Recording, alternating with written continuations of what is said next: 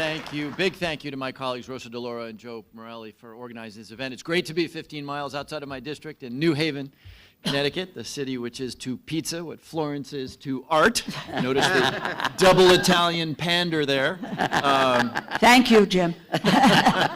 Thank you especially to our witnesses for attending today and your ongoing efforts at protecting our democratic institutions. As ranking member of the Intelligence Committee, I'm intimately familiar with the foreign threats facing our elections and the capability of the U.S. government to stop them. This is not a new problem, and every American should be alert to signs of malign interference by our adversaries. But rather than using the awesome capacity of our intelligence community to bolster election security infrastructure, the administration over the course of these last 16 months has consistently pivoted resources away from this cause, dismantling institutions which were specifically designed to combat efforts by our adversaries, foreign and domestic, to interfere in U.S. elections, like the Foreign Malign Influence Center in the Office of the Director of National Intelligence, gone.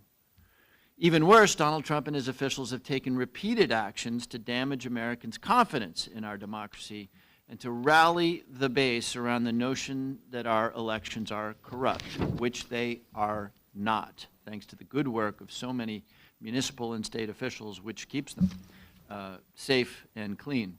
Just this year, now former Attorney General Pam Bondi wrote a letter offering to pull ICE out of Minnesota in exchange for voter data. Think about that for a second.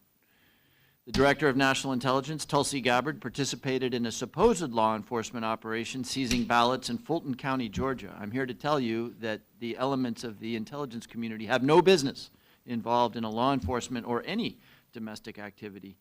And the President has openly discussed federalizing elections, something that is as crazy as it is unconstitutional. Republicans in Congress are trying to pass the Save America Act, which would raise voting ID requirements in such a way as to disenfranchise millions of voters, all in the service of solving a problem which does not exist. That problem being, that non-problem being, those who are not entitled to vote in our elections, voting in our elections. Republicans know that public sentiment is not in their favor going into November. Donald Trump has violated nearly every promise he ran on, starting with a deeply unpopular war that has caused gas and food prices to skyrocket. Our constituents are feeling the pain of this presidency, and they are ready to make that pain manifest in November with accountability. I fear that rather than putting in the work of delivering results to Americans and winning back their constituents, MAGA will instead try to weave a tapestry of confusion to weaken voter turnout, temper public sentiment, and muddle the results of the upcoming elections, all the while diminishing our existing protections and opening the door for people like Vladimir Putin and other adversaries to take advantage of our weakened defenses.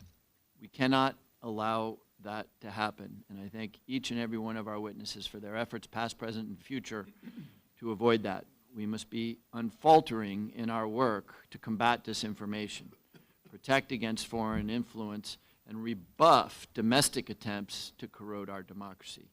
With that in mind, I'm thrilled to be here today. Thank you very much for the invitation, and look forward to hearing from our witnesses on how we can do this terribly important thing.